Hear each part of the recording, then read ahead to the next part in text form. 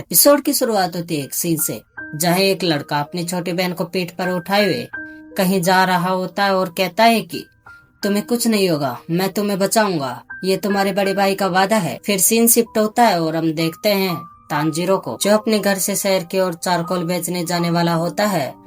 तभी उसकी माँ कहती है कि तुम्हें इतनी बर्फ में जाने की जरूरत नहीं है, लेकिन फिर भी तानजीरो कहता है कि नया साल आने वाला है और मैं चाहता हूँ कि इस नए साल पर हम पेट भर खाना खाएं। और तभी उसके छोटे भाई बहन उसके साथ जाने की जिद कर रहे होते हैं, पर बाद में माँ और तानजीरो के समझाने पर वह मान जाते हैं। फिर तानजीरो वहाँ से निकल पड़ता है, लेकिन रास्ते में उसकी छोटी बहन नेजुको मिलती है और कहती है कि वो अपने छोटे भाई को सुला रही थी, नहीं तो तुम्हें जाता देख वह रोता। अब तानजीरो शहर की ओर चला जाता है। अब शहर पहुंचकर तानजीरो चारकोल बेचने लगता है। इसी दौरान एक लड़का भागते हुए उसके पास आता है और कहता है कि प्लीज तानजीरो, जरा इसे सूंघ कर बताओ कि इस प्लेट को किसने तोड़ी है। तानजीरो सूंघता है और कहता है कि इसमें तो बिल्ली की गंध आ रही है। लड़का खुश होता है और कहता है उस औरत से, देखो मैंने कहा था कि मैंने नहीं तोड़ी। अब हम देखते हैं कि अब रात हो जाती है। तानजीरो अपने घर वापस जाने लगता है, पर तभी एक बूढ़ा आदमी उसे रोक लेता है और कहता है कि इतनी रात को घर जाना सही नहीं होगा, अंदर आ जाओ, रात में राक्षस आते हैं। तानजीरो उसके घर रुक जाता है और खाना खाते वक्त पूछता है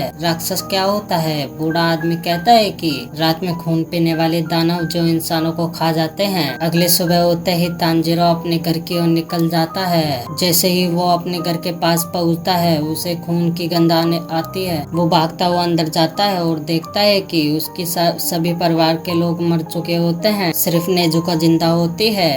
वो उसे पीठ पर उठाता है और हॉस्पिटल के लिए भागने लगता है। भागते भागते काफी थक जाता है और ठंड की वजह से उसकी सांसें बनने लगती है और उसका सांस लेना मुश्किल हो जाता है। पर तभी अचानक नेजुको राक्षस में बदलना शुरू हो जाती है और पर वह बर्फ के कारण बच जाते हैं। पर तानजीरो देखता है कि नेजुको अपने पैरों पर खड़ी होती है। फिर तानजीरो कहता है कि तुम्हें खड़े होने की जरूरत नहीं है, मैं तुम्हें उठाकर डॉक्टर के पास ले जाऊंगा। पर तानजीरो पर हमला कर देती है और तानजीरो अपने आप को बचाने के लिए अपनी कुल्हाड़ी की लकड़ी को उसके मुंह में फंसा देता है। पर तानजीरो पर पहाड़ी पड़ने लगती है। मुझे माफ करना, जब तुम मर रहे थे, मैं जब सो रहा था, मैं पर कम से कम मैं तुम्हें बचाऊंगा, हौसला रखना, तुम राक्षस नहीं बन सकती। तभी हम देखते हैं कि नेजुका की आंखों में आंसू आ रहे होते हैं। पर अचानक एक लड़का नेजुका पर हमला कर देता है, पर तानजीरो उसे बचा लेता है। तब वह लड़का, जिसका नाम गियो टोमियाको होता है, और वह कहता है तुम इस राक्षस को क्यों बचा रहे हो। तब तानजीरो कहता है कि यह मेरी बहन है। अब वह लड़का नेजुको को पकड़ लेता है और कहता है कि मेरा फर्ज है कि मैं हर राक्षस को ढूंढकर उनको मारूं। पर तानजीरो कहता है कि नेजुको ने किसी को भी नहीं मारा, यहाँ तक कि मुझे अपने घर से एक अनजान आदमी की गंध आ रही थी। मुझे लगता है कि उसने ही मेरे परिवार को मारा है। वो लड़का बताता है कि इसके जख्म राक्षस के खून के संपर्क में आए होंगे, जिसके कारण ये राक्षस बन गई है और इसी तरह से राक्षस अपनी जनसंख्या बढ़ाते हैं। लेकिन तानजीरो कहता है कि मेरी बहन ने किसी भी इंसान को नहीं मारा है, प्लीज उसे छोड़ दो। तभी वो लड़का कहता है क्या तुम मजाक कर रहे हो, अगर मैंने इसे छोड़ा तो ये तुम पर हमला कर देगी। पर तब तानजीरो कहता है कि ये मेरी बहन है और इसको पता है कि मैं इसका बड़ा भाई हूँ, ये मुझ पर हमला नहीं करेगी और मैं इसे ठीक करने का रास्ता भी ढूंढ लूंगा। तब वह लड़का कहता है कि जब कोई इंसान राक्षस बन जाता है तो वो कभी भी इंसान नहीं बन सकता।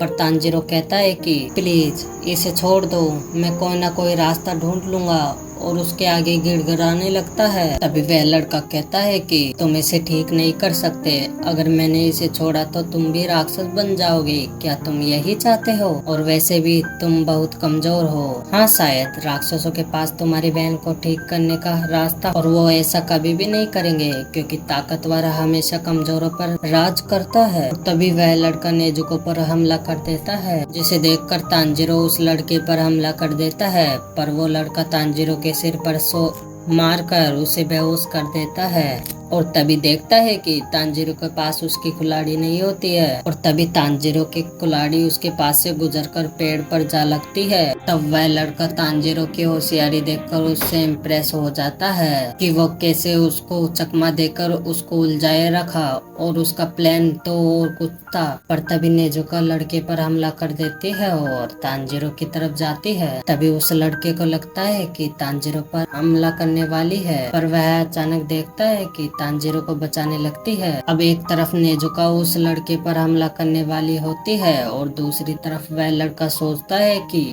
ये कैसे हो सकता है, ये बहुत ज्यादा घायल है, इस वजह से ये इसे भूख भी लग रही होगी, फिर भी अपने भाई को खाने की जगह अपने भाई को बचा रही है। तभी वह लड़का सोचता है कि ये बाकी से बहुत अलग है, तो वह नेजुको को बेहोश कर देता है। और जब तांजीरो उठता है तब वह देखता है कि नेजुको उसके पास लेटी हुई है और वह लड़का कहता है कि तुम उठ गए, जाओ जल्द से जल्द माउंट सागिरी चले जाओ, वहाँ एक बूढ़ा आदमी मिलेगा जिसका नाम साकोजी उरुडाकी होगा। जब तुम्हें वह मिले तो उससे कहना गियू टोमियोका ने भेजा है और कहता है कि अभी आसमान में बादल हो रहे हैं, अभी तुम्हारी बहन बची रहेगी और ध्यान रखना भी सूरज की रोशनी में जाने मत देना। और यह कहकर वह चला जाता है और फिर सीन शिफ्ट होता है और हम देखते हैं कि तांजीरो अपने घर वालों को दफना माउंट सागिरी की ओर चल पड़ता है। और इसी के साथ यह एपिसोड खत्म हो जाता है और अगला एपिसोड में जल्द से जल्द अपलोड कर दूंगा और मैंने डोंगवा का ट्रेलर अपलोड किया है, वो आप देख सकते हो।